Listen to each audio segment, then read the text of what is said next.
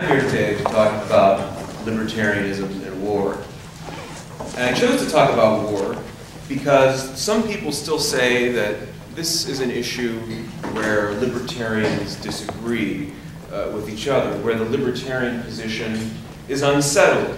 Some libertarians are more hawkish, it's said. Some libertarians are more dovish. It's unresolved.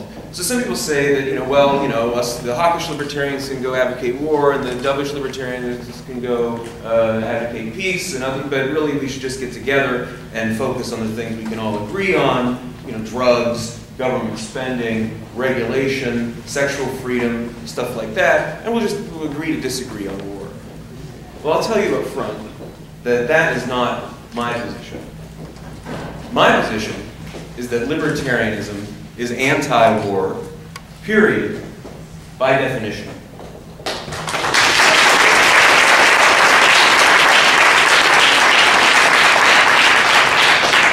Well, maybe I need to give this talk to this room. I want to review the reasons why libertarians should oppose war anyway, and not only that, why we should consider this issue to be essential. It's not just one issue out of a bunch of others that we might talk about. It really should be one of our most important issues, maybe the most important issue to all of us as libertarians.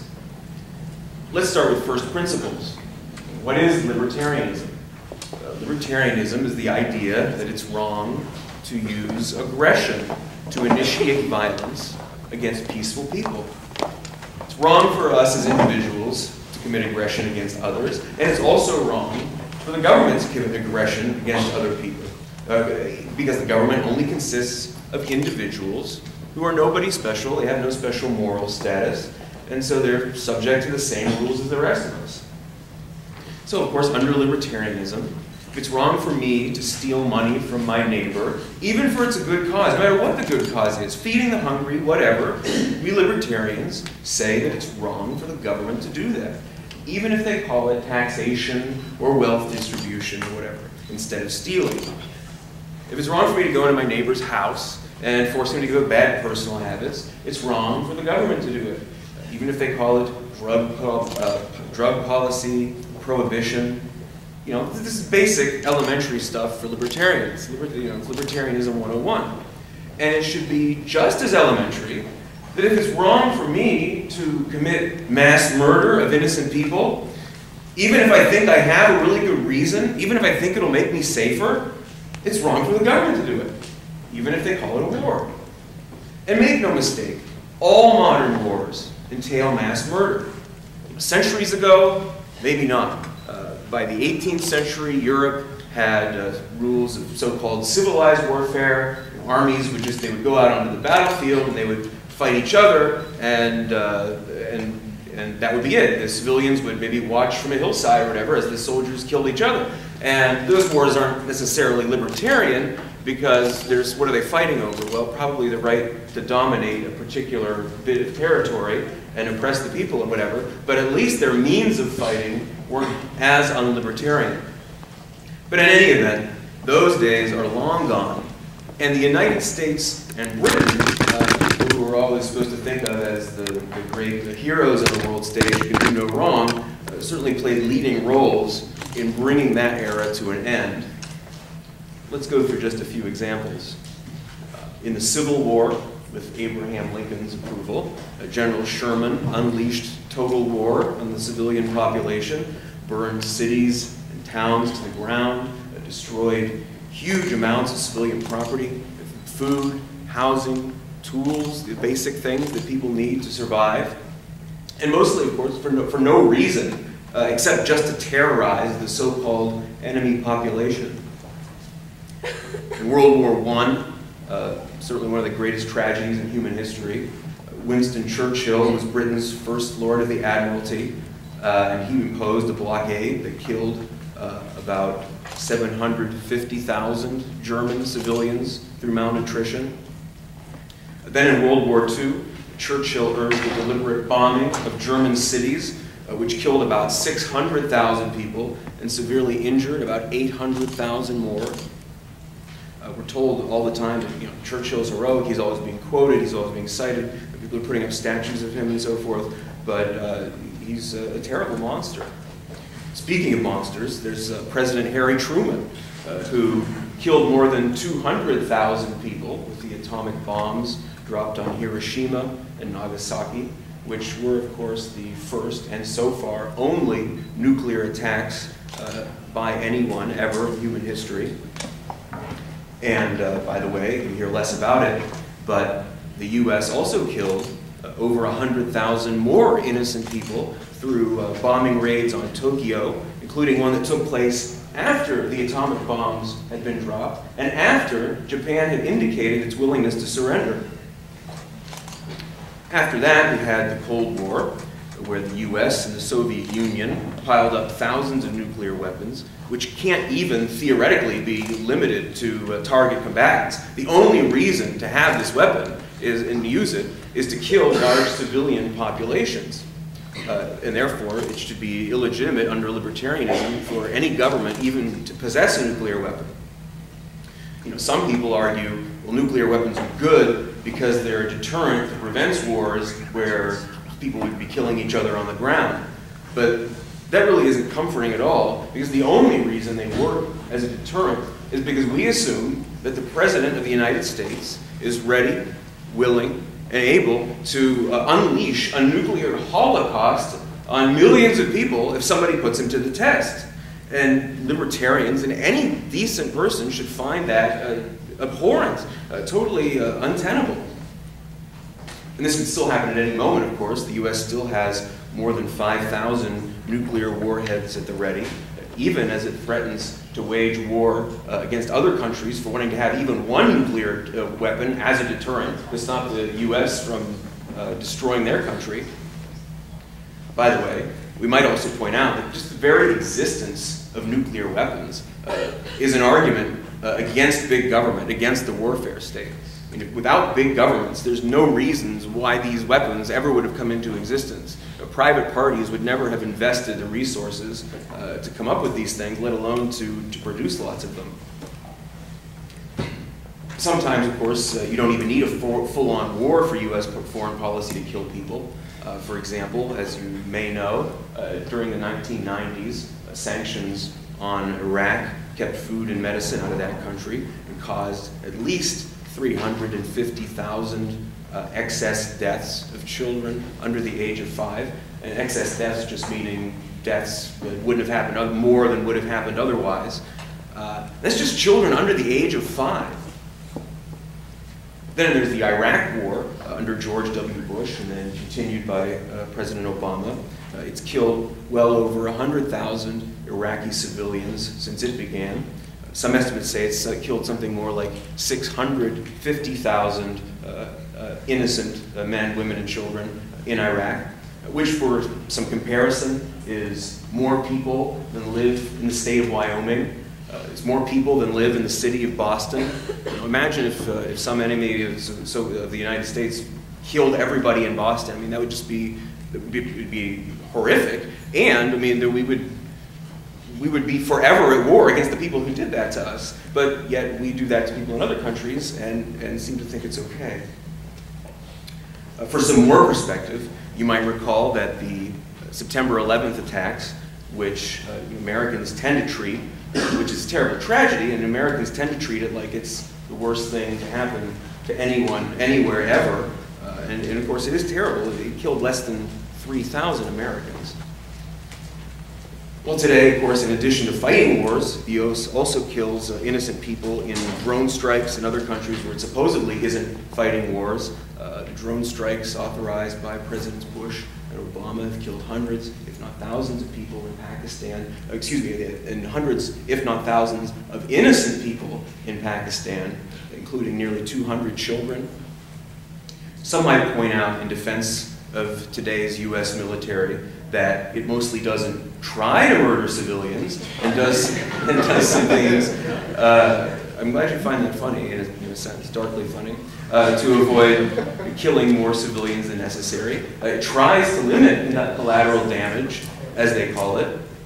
But, so what? It doesn't matter. It doesn't make the thousands upon thousands of innocent victims any less innocent or any less dead. And the very idea of talking about only killing as many people as necessary should just be sickening to any decent person. I mean, who has the authority to decide how many innocent men, women, and children it's okay to kill?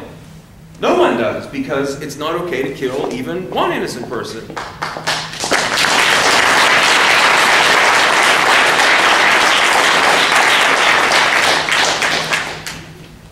So when we say that war is mass murder, we're not engaging in hyperbole. And when someone supports war, that's what they're supporting. That's what they have to defend. They have to say mass murder is okay when, and justify that. You know, even some libertarians who oppose war, though, they'll say we shouldn't use words like murder or slaughter when we talk about what the U.S. military does around the world. But I say we should use those words because those words convey the truth about what goes on. And we should never minimize the state's crimes by using euphemisms to describe these things. That's what they would like us to do, so people don't realize what their tax dollars are funding and what's being done to people.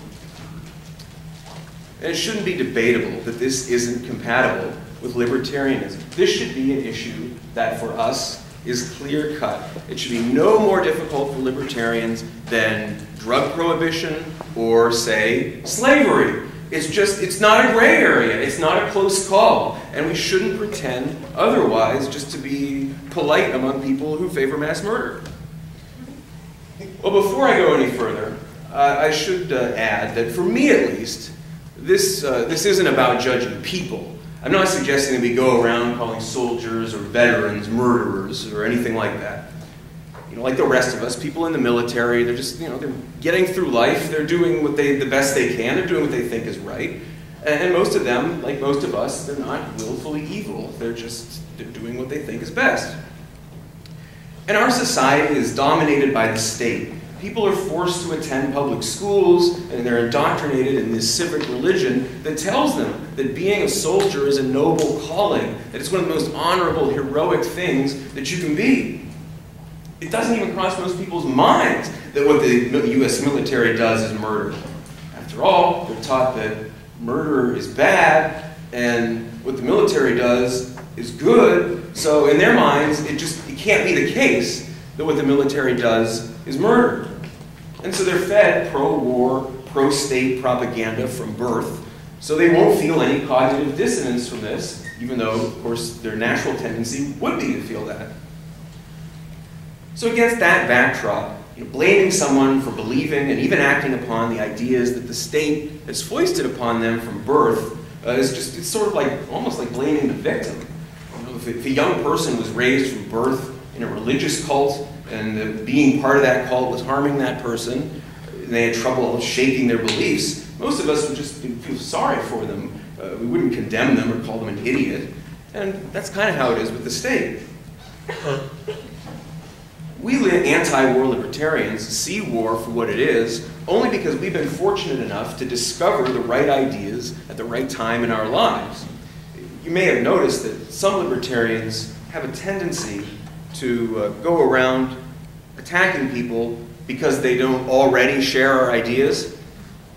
Libertarians' positions, they're so obvious to us that it's easy for us to have a tendency to think that they should be obvious to everyone.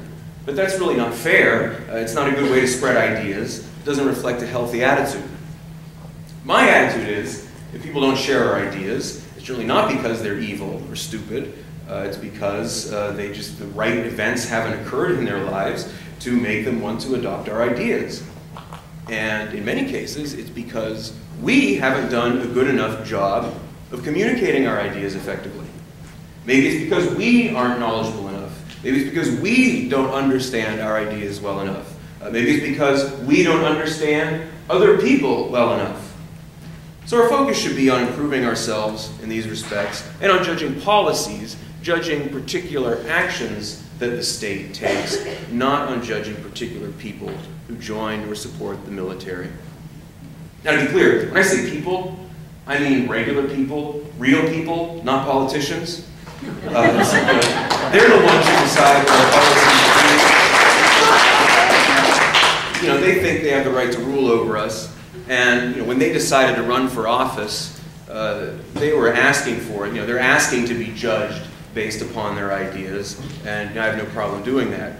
Politicians might be doing what they think is right too. They might also be the products of state indoctrination, and on that level maybe you can feel sorry for them, but you've got to draw the line somewhere. So it's always okay to judge politicians, and to call them murderers if they endorse and enact murderous policies. The fact that war entails mass murder probably should be enough for anyone to oppose it, I would think. But there are additional reasons why libertarians should oppose war. War also violates libertarian principle because it's funded not by voluntary contributions, but of course by taxes, which libertarians consider to be theft, legal plunder. Or it can be funded by debt or inflation, which amount to the same thing. Debt's going to have to be paid by future taxpayers, unless it's repudiated. And inflation, of course, effectively steals from people by reducing the value of their money. It's a basic principle of libertarianism that it's not okay to steal someone's money to achieve your goals, no matter what your goals are. There's no reason why it should be okay to steal to pay for a war. And that would be true even if some wars were worthy causes, which they're not, or even if some wars were fought to protect our freedoms, which they never are. Well, even if we put taxation to the side, war is still incompatible with the free market. You'll find people, conservative types maybe, who say they disagree with libertarians on foreign policy, but they agree with libertarians on economics, on the free market. But that's not a coherent position. You can't support both war and the free market because war is inherently anti-market. Military spending disrupts and distorts the market by directing resources away from productive uses and toward destructive uses. Military spending makes society poorer. It directs resources away from things that people didn't voluntarily demand toward things that they don't want. They don't want to pay for. They didn't choose to pay for. And if money wasn't taken from taxpayers to build fighter jets and battleships and whatever, that money would be going toward other things that would actually serve consumer demand. And that would, by definition, by its nature, be better. This is basic free market economics, of course. If a person voluntarily buys something from someone else, both parties are made better off. We can say that society's wealth increases. But with an involuntary transaction, no matter what it's for, we can't say that. Only one of the parties is made better off, and the other is made worse off. Otherwise, they would have just chosen to pay for it. So we should want more voluntary exchanges, and want to eliminate involuntary exchanges so everyone can be as well off as possible. Military spending also draws talented people away from the private sector, since the government and its contractors can pay above market salaries and pass the added costs on to taxpayers. Who knows what innovations we've lost, what advances in technology in human welfare, because capital and brain power are being sucked away from the productive sector and instead being used to develop weapons of mass destruction and the like. People will rationalize military spending research because it has they come up with something that ends up having an application in civilian life. But that's not a justification, because if they hadn't been doing the military research, it all would have gone to improve the rest of our lives instead of being used to destroy other people. So you really can't justify military research and development on that ground. And I hope we can all reject the myth that's sometimes put forward in the media, and even by some so-called free market conservatives, that war is, or can be, good for the economy. You hear people insist that World War II ended the Great Depression, but libertarians should know that's not true. The idea that war can boost the economy is just another instance of Bastiat's broken window fallacy. Sure, a war can create jobs for the people who fight them and build the war materials and whatever, but if there hadn't been a war, the resources spent on the war would have been spent on something else, and the soldiers could have had jobs doing other things, and no one would have to be killed in the process. It's true that unemployment went down during World War II, but it's easy to end unemployment if you draft millions of people into the military. Slavery is a full employment program. You can build pyramids and whatever and employ everybody. But it's not a very desirable one, especially if it can get you killed. And it's difficult to see how American soldiers were economically better off for being sent into the line of fire, or how their families were made better off by having their fathers and sons sent away, possibly never to return. Economically, war is only good for a handful of privileged companies, the ones that produce the military equipment and weaponry, like Lockheed Martin, Raytheon, and Northrop Grumman, the ones that provide infrastructure in occupied territory, like Halliburton, KBR, and those that provide so-called private military services, such as the company formerly known as Blackwater.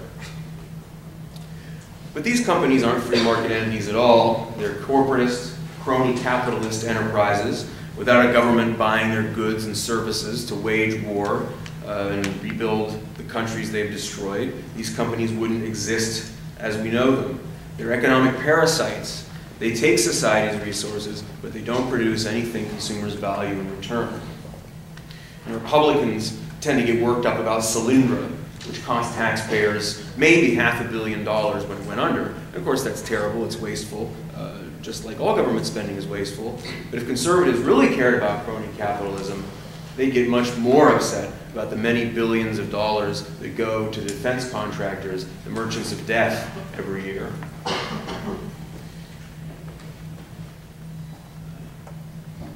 Historically, wars have involved severe interventions into the US economy. America had a relatively free market economy before World War I. I mean, there were terrible interventions, obviously. Slavery is a terrible exception. But otherwise, we didn't have the huge federal leviathan that we had now regulating the economy. Things were relatively free in that respect. But then during World War I, despite this history, everything changed. The government nationalized the railroad, telephone, telegraph industries. It intervened as never before in things like labor relations, agriculture, manufacturing, many other areas. Now, some of that went away after the war, but the precedent was set. So now, thanks in part to this war, it was sometimes okay for the government to do these sorts of things. In World War II, the government imposed rationing and price controls for a wide range of goods deemed to be necessities, things like gasoline, tires, coffee, canned foods, meat, sugar, typewriters. It imposed wage controls, including maximum wages for employees of private businesses. So much for wartime prosperity, right? You can't get anything, you can't make over a certain amount in a bunch of industries. This is a terrible way to live. Most of that was repealed after World War II, but not all of it. For example, during the war, the government started withholding taxes from people's paychecks. And it used to be, you just had to pay your taxes when they came due. But during the war, the government, so it could get money sooner, started taking money directly out of people's paychecks. And this is bad in a couple of ways. For one, it's just worse for you to have the money taken from you sooner, because if you kept it, you could invest it or earn interest on it or just have it in the meantime. At the same time, because automatic withholding spreads the pain of taxes out, and you never over the year, and you never actually have the money, so you don't feel the psychological pain of having it taken away from you. People don't get quite as upset about taxes as they might if they had to write a gigantic check on April 15th. Of course, now people get the opposite effect. After April 15th, they get a refund check, and so they feel like now they're getting this gift from the government. But people accepted all this in the first place only because it was sold as a temporary wartime measure, but of course it was never repealed. This brings us to another important reason for libertarians to oppose war, which is that war allows government to impose many new policies and programs which are often introduced as temporary, but then never go away. Randolph Bourne's famous quote, "War is the health of the state," appears a lot in libertarian literature, and for good reason, because it's true. Robert Higgs has described how this works in his groundbreaking book, Crisis in Leviathan, which everyone here should read if they haven't already. Higgs has shown how wars and other crises lead to permanent increases in government power in what he calls a ratchet effect. During a crisis such as a war, the government greatly increases its size and power, and then once the crisis is passed, the government's powers shrink back to some extent, but never back to where they would have been if the crisis hadn't occurred in the first place. The result is that people permanently tolerate bigger government than they would but for that. Government expansion during war changes people's ideological perspective kind of permanently, creates a precedent in favor of big government, and it leads people to think that government it isn't all bad, it can get things done. Look, we had this war, and the government just took control of things, and we got things done. And so people are more open to thinking that for any reason after a war. But it's not actually reasonable thinking. It's based on a fallacy, the post hoc ergo propter hoc fallacy. Well, we won, therefore the government's collective war policies must have been necessary and proper, and must be a good way to achieve things. Also, special interests take advantage of government expansions during a crisis, and then once they get their programs in place, they're very difficult to get rid of for the public choice reasons that special interest groups are hard to fight off. Government becomes permanently bigger as a result. Libertarians, by the way, aren't the only ones who've noticed this. Government officials have noticed this. They know they can exploit crises to increase power in this way. Maybe you recall a few years ago, Rahm Emanuel, the mayor of my city and the former White House chief of staff, said that you never want to let a serious crisis go to waste because it provides the opportunity for us to do things that you could not do before.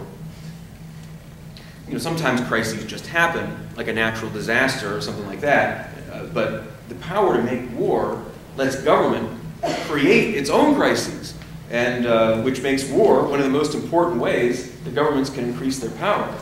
I mean, most crises are created by the government, but kind of over the long term, it may be unintentionally, but with a war, you can just whip one up immediately. One way government expands at home during a war, virtually any war, is through increased restrictions on people's civil liberties. For example, in World War I, it's amazing what people put up with in World War I.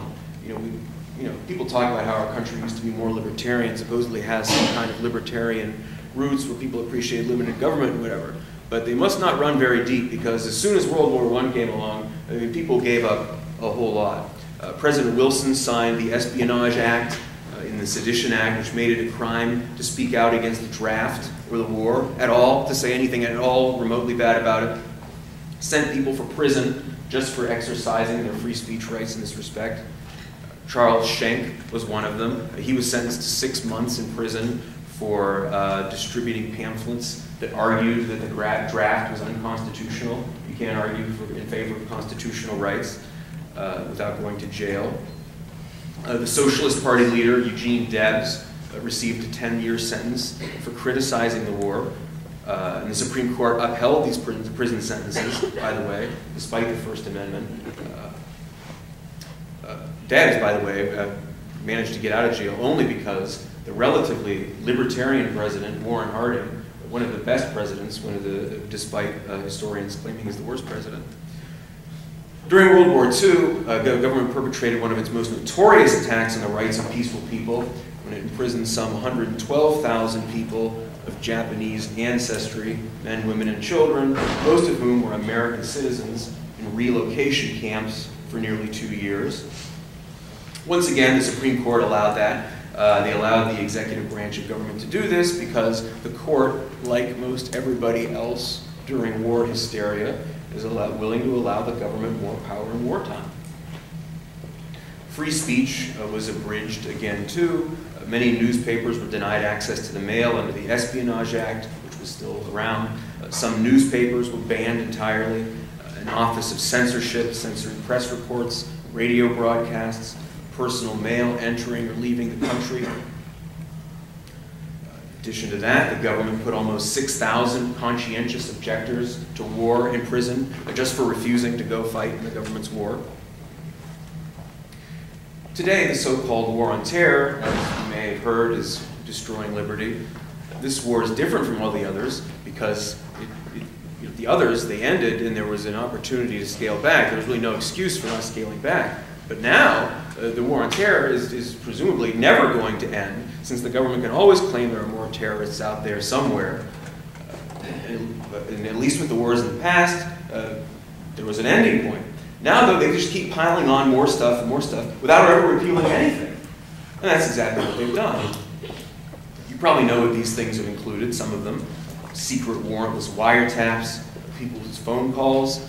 People try to challenge those in court, the warrantless wiretapping program, but the courts have rejected this because they've said, well, you know, these wiretaps are secret, and so you don't even know if you've been the victim of one, so you can't sue to challenge them. You can only challenge them if you can show you've been the victim of one. But since they're secret, you can't show you've been the victim of one, and therefore you don't have a chance standing to challenge them. And therefore, of course, probably no one will ever have standing to challenge warrantless wiretaps. So all the government has to do is invoke war, invoke domestic security and the war on terror, and they claim it has to be secret, and they can just get away with anything now. There's national security letters issued under the Patriot Act, which allow the government to demand that businesses turn over records, information about their clients, and then prohibit businesses from ever telling anybody that they got one of these letters, from ever telling the client that their privacy was compromised in this way. Now, there's been some fighting on the courts on that recently where it's maybe being scaled back, but for now it's going on, and my guess is that for the most part, this is going to continue to go on unchecked. Sneak and peek warrants are also part of the Patriot Act. They allow the government to they get a warrant, but then they go and they don't tell you about it. They go into your house, they search, they look around, and they leave, and you just never find out they did it. That was part of the Patriot Act, supposedly to help fight the war on terror, but it can be used for any purpose, for the drug laws. Any federal crime whatsoever can now be pursued through sneak and peek warrants. Then there's the TSA. Of course, it makes people take off their belts and shoes, follow orders, forces people to choose between walking through potentially hazardous scanners or facing an invasive pat-down search. And probably the worst part, though, isn't just the hassle of traveling or the indignity of being patted down. The worst part, from the libertarian perspective, is that it accustoms people to obeying orders from uniformed government agents without question, and to submitting to gross violations of their privacy and dignity. If a government agent can search you on traveling before a plane, it's really not that great of a step for you to put up with it when you want to go into a sporting event, or when you want to go on the subway, or when you want to walk down the street, and eventually if you want to, in your own house, why not? When that day comes, the war on terror will almost certainly be the excuse that they use for this. The war on terror has also been accompanied by unprecedented actions as far as denying people the right to habeas corpus. The Bush administration held people in Guantanamo without giving them the right to a trial or even a court hearing to determine what they're charged with. Fortunately, that has been scaled back to a limited extent. There was a man named Jacob Huebert, I think I'm pronouncing his name correctly. He was held by the government for about 7 years, tortured, without being brought up on any charges. Eventually, his case made it to the Supreme Court, and the Supreme Court said, no, you have to at least give him some kind of hearing. And then they did, so they did, and it turns out they didn't have anything on him, so he was just held and tortured for 7 years. I suppose if another country did that sort of thing, we might think about invading them because they're terrible violators of people's liberties. But the U.S. does this sort of thing unchecked. And of course, it's continued to go unchecked under the Obama administration. The Supreme Court kind of curbing things at Guantanamo has shifted the action a little bit. Now the Obama administration does it at the Bagram base in Afghanistan, and who knows what else is going on in there.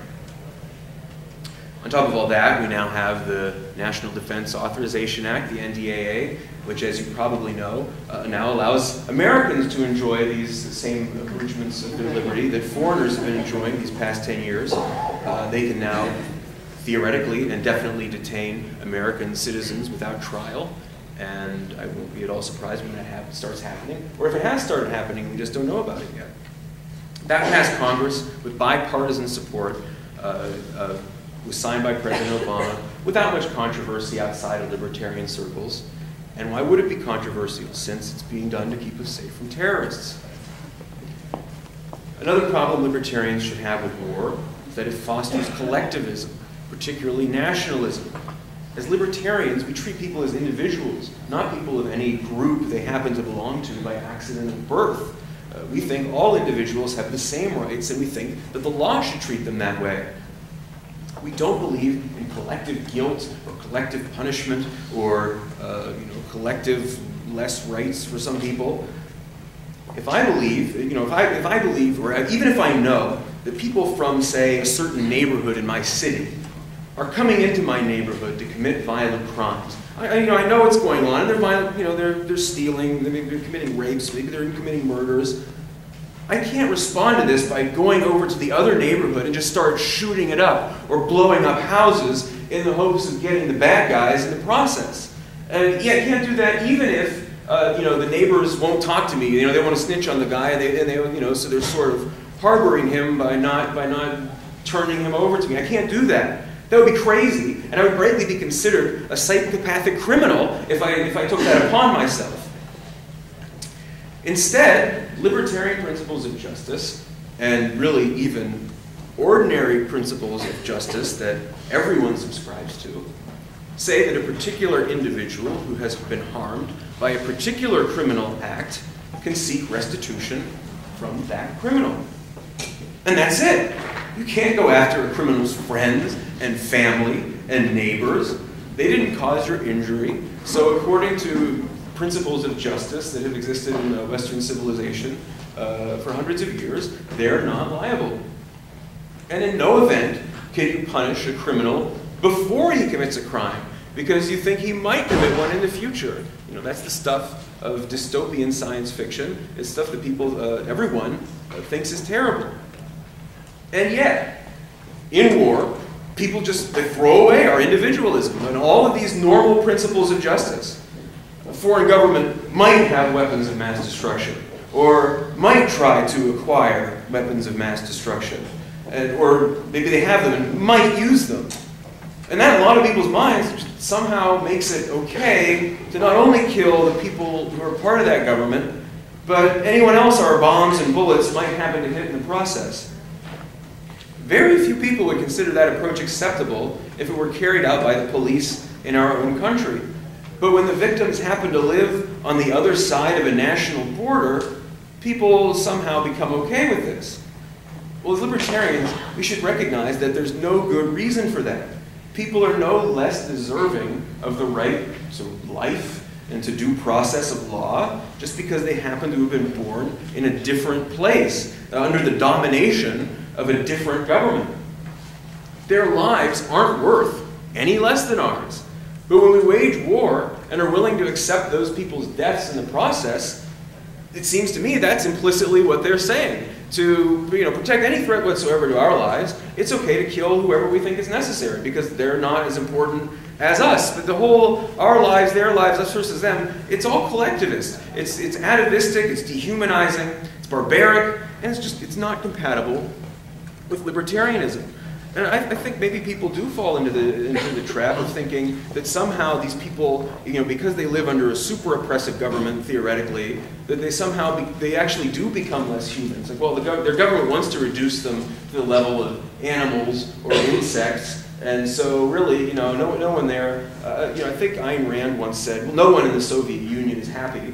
But this is so, and so if we kill, if we have to kill innocent people, well, come on, what are we losing here? They should have fought back against the government if they wanted to be real human beings. And that's not an exact quote, don't hold that against her necessarily, but you can imagine this attitude anyway, of thinking that people are somehow lesser because their government has reduced them. But sure, they're less happy, they're less free, but they're just as human, and they're going about their lives day to day in much the same way that we do. I mean, they're getting whatever happiness they can out of life, just like all of us. They have families that they care about and love, and they have hopes for the future, just like everybody else. And so you can't discount that. You can't say that their less free lives are really worth less.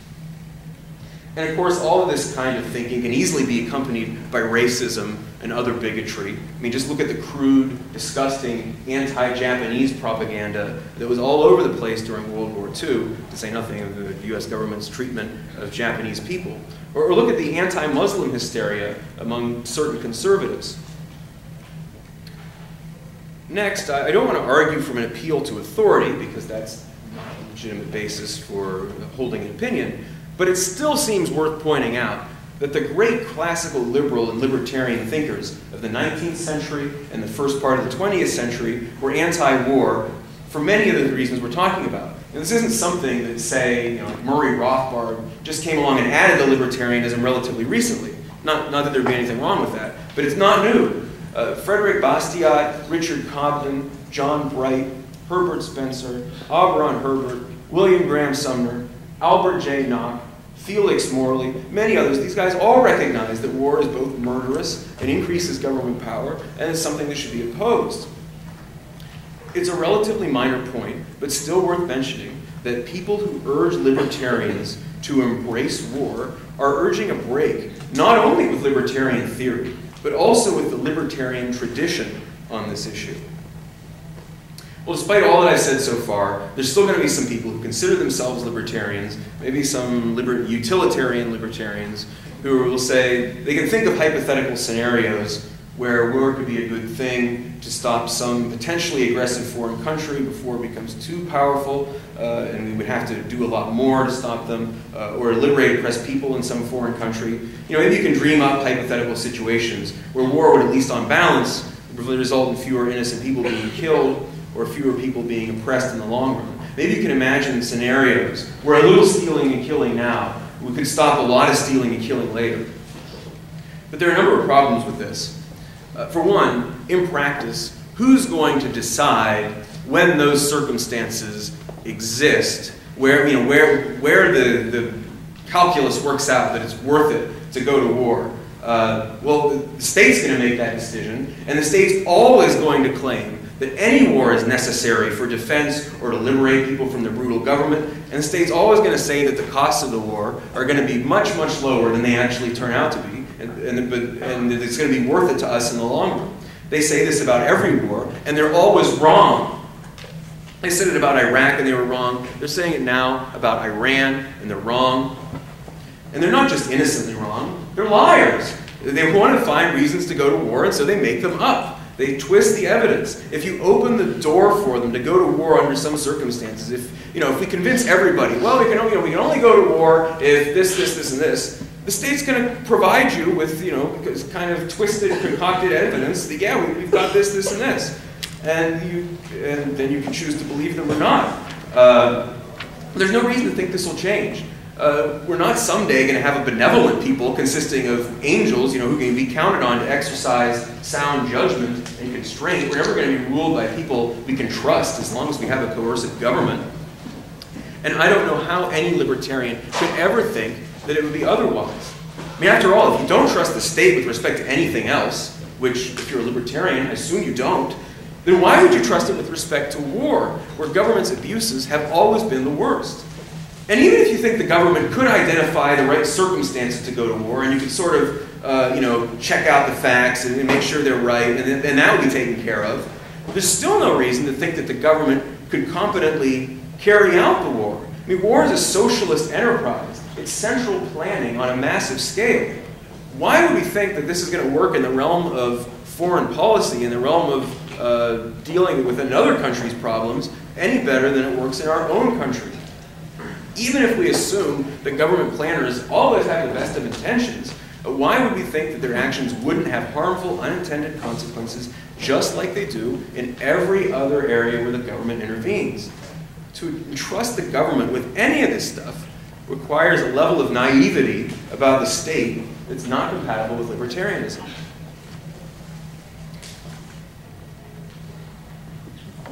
I see that I'm short on time. People say, well, what about terrorism? We've got to do something about terrorism. But of course, the threat of terrorism is itself greatly exaggerated by the government.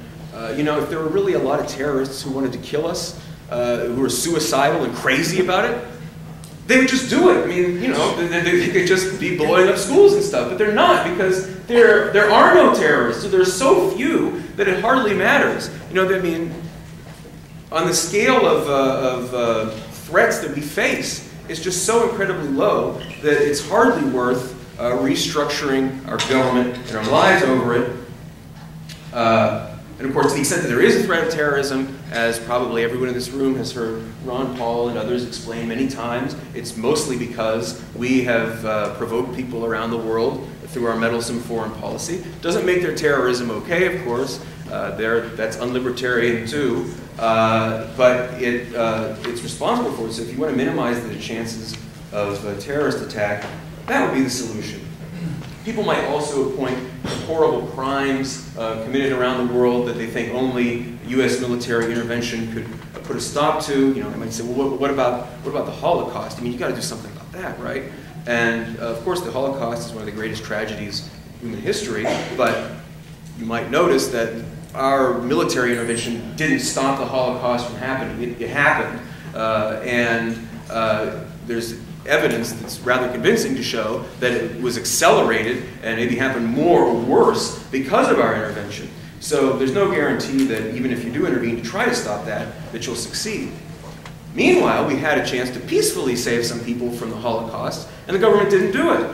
There was a ship of Jewish refugees that in 1939 it arrived in Cuba, and Cuba turned them away, and they wanted to come to the United States, and FDR said, no, we have immigration quotas, we can't take these people. So they sent them back to Europe, and they didn't go back to Germany. Many of them ended up in other European countries that Hitler eventually came to dominate, and some of those people surely died in the Holocaust as a result of our unlibertarian immigration policy.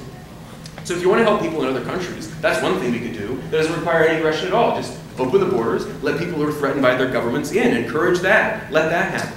As libertarians, we say there are peaceful solutions to problems, whether it's natural disasters or whatever. We have to trust the market and peaceful people interacting voluntarily to come up with answers to these things. We might not be able to avert every disaster because you can't avert every disaster. That's life. And terrible tragedies will happen. But we can mitigate them, and the way to mitigate them is with peace and with the free market. Well, I think it's really important for libertarians to focus on this issue and to make it a high priority. And the main reason for that is because if we don't oppose war, I don't know who will. I mean, most conservatives aren't going to do it, of course. They use libertarian-sounding, anti-big government rhetoric, but when it comes to the military and war, they favor more government. They favor bigger government. President Obama, he's more or less continued President Bush's aggressive policies, his invasion of civil liberties, but all you hear from the conservatives is that he's not doing nearly enough in this respect. And so both sides are only escalating things. No one's proposing to roll things back. And you'll notice the conservatives' love for war trumps all other concerns. Even if they're good on other things, but the love for war dominates all. They'll stand behind President Bush, even though he's increased domestic government spending more than any president since Lyndon Johnson, even though he's greatly expanded the debt, done all these things the conservatives would scream about if a Democrat was doing them. They'll stand behind him because they love his warmongering foreign policy. The left also has priorities that are terribly out of whack. They're nominally out of war sometimes, although it's incredibly inconsistent. Certainly Democratic politicians can be counted on to vote for war. They voted for the Iraq War. But the left, so President Obama gets elected with anti-war rhetoric, anti-war support. He comes into office, and all that goes out the window. And as we just saw in this election, as you know, the liberals don't care at all. On their list of priorities, there's number one, socialized medicine. Number two, maybe gays in the military and gay rights, which is a fine thing to be for. But then all these other environmental regulations, and then maybe down around like 700, you get to opposing war, it would seem. Well, that just leaves a handful of traditionalist and paleo-conservatives. They tend to be okay. It leaves some far-left liberals, people like Glenn Greenwald, who's very heroic, who you should read as much as possible. But other than that, it leaves libertarians. It's up to us. And we're well suited to the task because I hope we can all agree that we don't have to be loyal to the Republican or Democrat team. We just can criticize everybody. And you know, we're less susceptible than others to fall for war propaganda because we're accustomed to recognizing and disbelieving all government propaganda. And so, you know, other people are they're going to get suckered in because they don't understand the state the way that we do. So, you know, we have to step up to the task. So I hope you keep reading more on this topic. I hope you agree with me that libertarians must oppose war, must promote peace, and if we have time left, I'll take some questions.